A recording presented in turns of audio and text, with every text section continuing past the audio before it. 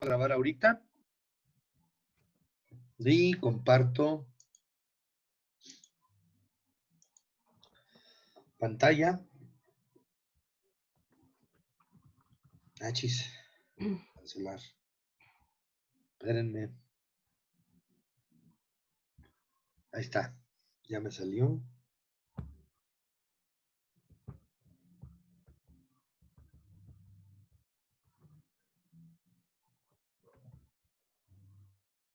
Ok, entonces vámonos para acá. Ahí nos quedamos. ¿Qué sigue? Pero va a durar como 15 minutos máximo, ya para terminar. Nos falta hablar de un poquito de un detalle.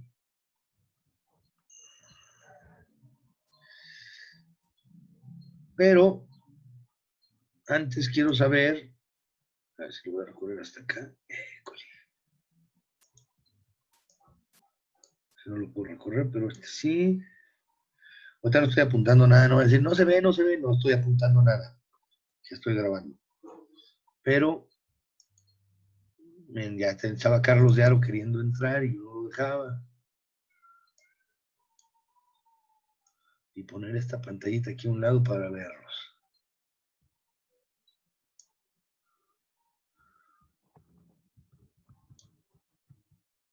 Ok, ahí los veo.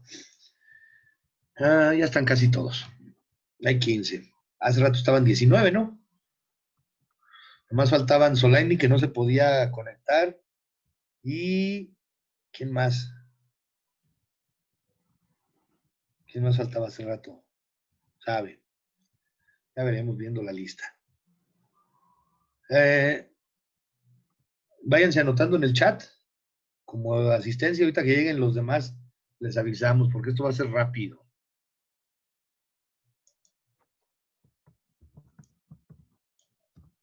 Gracias, Julie. Ya todos los demás me salieron de golpe. Gracias a todos.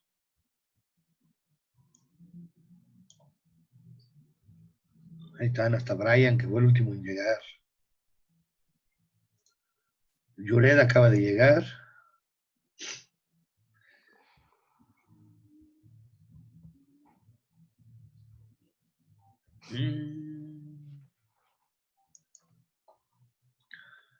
Laura. Llored, si me escucha. Ya se pudo. Mira, sí se dio cuenta al ver el chat. Muy bien, Llored. Ok, entonces, nos falta hablar un poquito de la famosa FEM, que es fuerza electromagnética.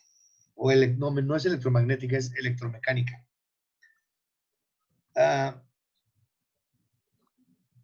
Pueden ser de dos tipos. Las FEM, inicialmente, de acuerdo al tipo de voltaje que tenemos, pueden ser de corriente directa o de corriente alterna. DC o AC. Dentro de las DC tenemos, por ejemplo,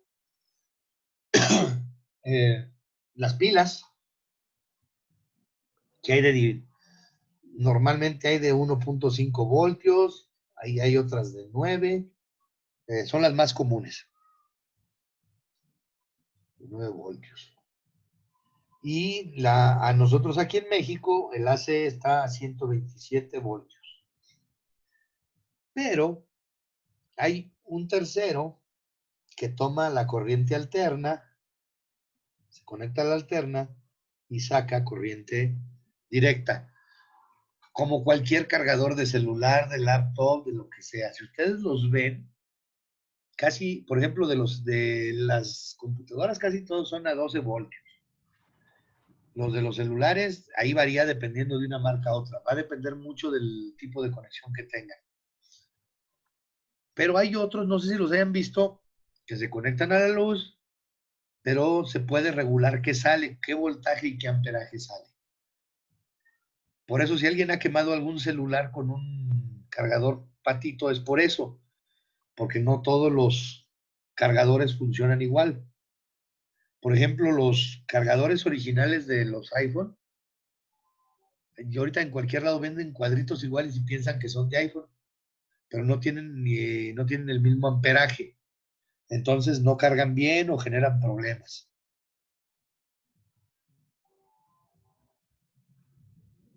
Y la FEM es uno de los elementos básicos o componentes básicos de los circuitos. Pero antes de pasar a eso de los circuitos, nosotros tenemos, imaginen que tengo aquí una pilita. Ah, no, pero primero tengo una pila aquí. Y luego pongo otra pila aquí. Y luego pongo otra pila aquí. Las pongo como si las estuvieran metiendo en un equipo electrónico. Sí, ya ven que unas se ponen todas una hilera tras otra. Se hace una hilerita de pilas. Entonces, por la parte de atrás tenemos la tierra y por la puntita tenemos el positivo. Si nosotros esto lo conectamos, por ejemplo, a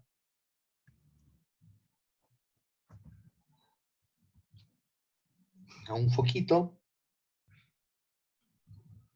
obtenemos un circuito muy simple. Pero hay otra manera de conectar las pilas. Aquí tengo una pila, aquí tengo otra, y aquí tengo otra.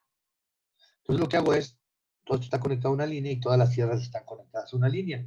Acá tengo el positivo, acá tengo el negativo. Y viene de nuevo a mi base, donde está mi foco.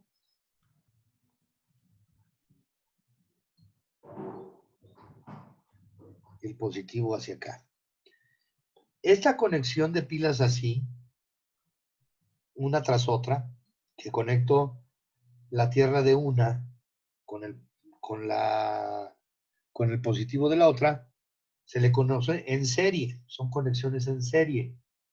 Y así que todos los positivos están conectados a la misma línea y todos los negativos a la misma línea, se le conoce como paralelo.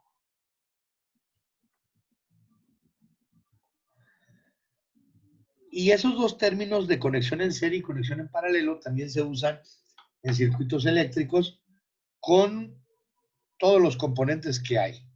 Principalmente, y son los que más vamos a ver nosotros, van a ser las resistencias y también los capacitores.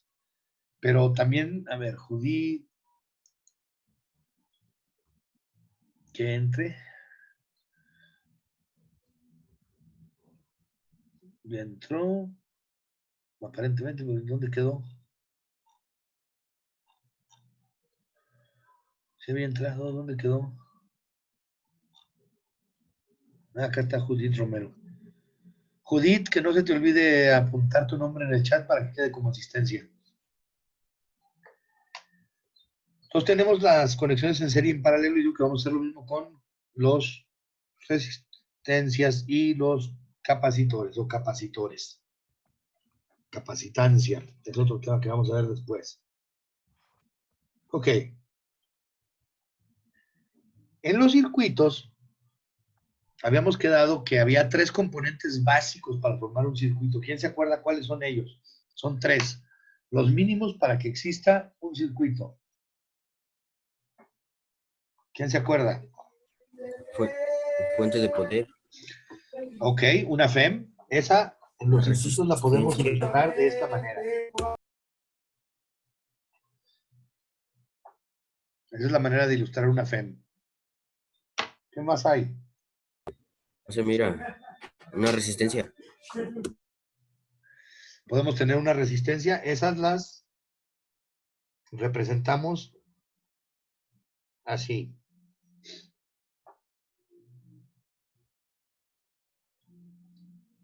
¿Y cuál es la otra cosa? Que no es física, propiamente, no es un aparato físico.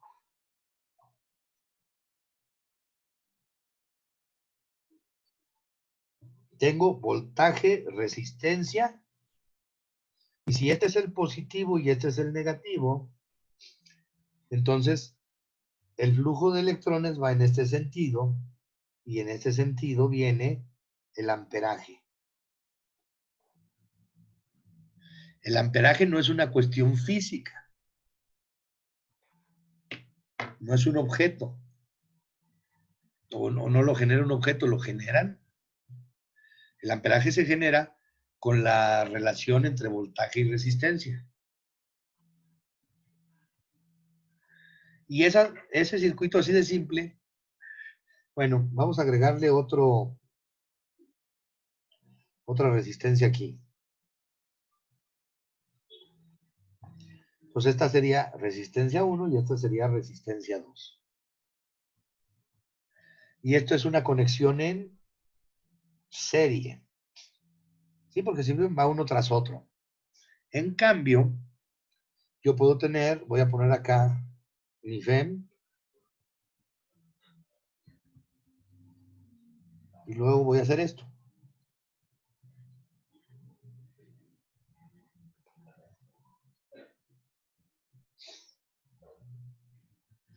Ahí estoy conectando en paralelo. Tengo voltaje, si este es el negativo y este es el positivo, para este lado va el voltaje o corriente, y en este sentido va la intensidad o amperaje. Y aquí están conectados en paralelo porque tengo esos nodos. Esos puntitos verdes que puse son muy importantes después, se llaman nodos. Esos son los circuitos básicos más simples que hay. Entonces quedamos que este está en paralelo. Y podemos tener circuitos mixtos. Por ejemplo, podemos tener un circuito mixto. ¿Cómo sería un mixto? A ver, voy a poner aquí mi fuente de poder. Voy para acá y aquí pongo uno. Aquí hago un nodo. Entonces aquí en medio tengo que poner otra resistencia. Aquí pongo una resistencia. Y aquí ya tengo un circuito mixto, miren. Esta parte está en paralelo. Y a la hora que yo resuelvo la parte en paralelo, quedaría, o sea, estos dos que tengo encerrados es como si fuera una sola resistencia. Para calcular esto, por ejemplo, este es R2, este es R3, porque este fue R1. Ya luego vamos a ver que para calcular la resistencia de 1 y 2, o resistencia equivalente, al inverso es igual a 1 entre R1 más 1 entre R2 más 1 a la N, resistencia a la N. Así estarían en paralelo. Y en serie, la resistencia en serie, la resistencia equivalente es igual a R2 más R1. Entonces, esta resistencia equivalente de esto se convierte en una resistencia la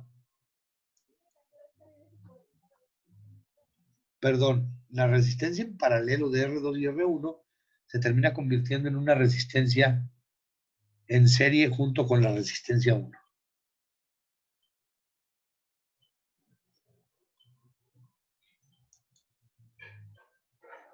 Ok, era Juliet. Y ya nomás nos falta la resistencia.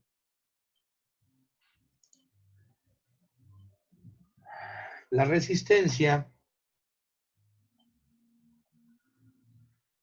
depende de dos factores principalmente. Número uno, del material, del conductor.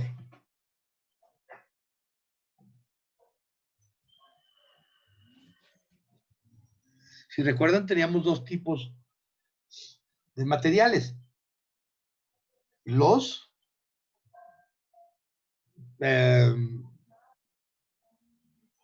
que permiten el flujo de electrones ¿Cómo le llamábamos?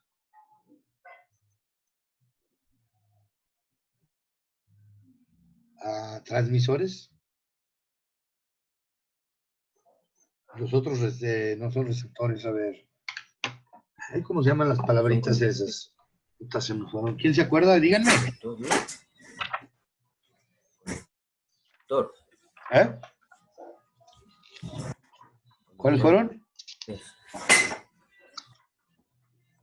Conductores y aislantes. Tenemos materiales conductores y aislantes. Esa es la dependencia de los materiales. Y si se acuerdan, no hay un material que sea ni 100% conductor ni 100% aislante. Y en la segunda cuestión es la temperatura. A menor temperatura, menor resistencia.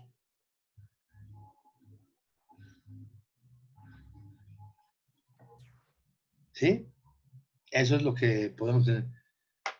Porque nosotros sabemos que una resistencia trata de detener el flujo de electrones. No lo consigue al 100% porque no hay nada aislante. Sería un aislante eso.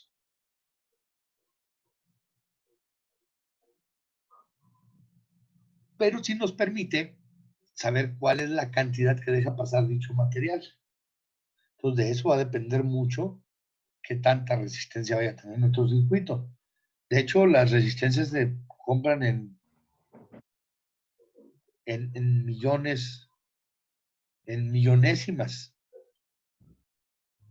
de factor. A ver, el Kevin era el otro que estaba.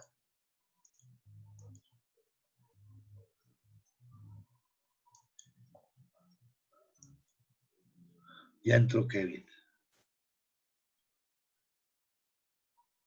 ¿En qué me quedé? Ah, de la temperatura. Cuando se interactúa con un conductor, nosotros sabemos que no hay un aislante 100% efectivo. Entonces, ¿qué pasa con toda la energía que detiene el aislante? Se disipa en forma de calor. Eso es lo que pasa. Y eso pasa con todas las energías, con toda la parte de las energías que no es aprovechada, se convierten en energías disipadas y todas generan calor.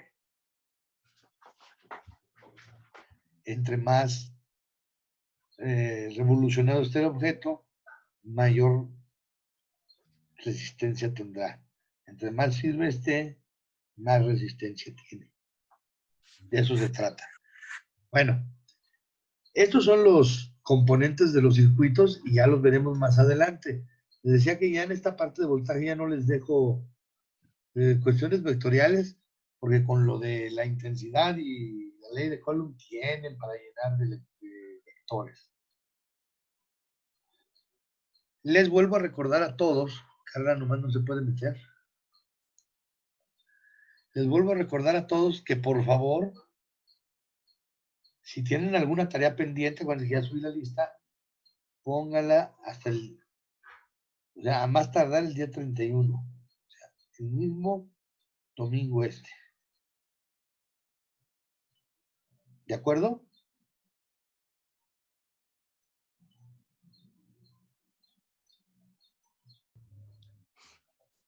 Sí.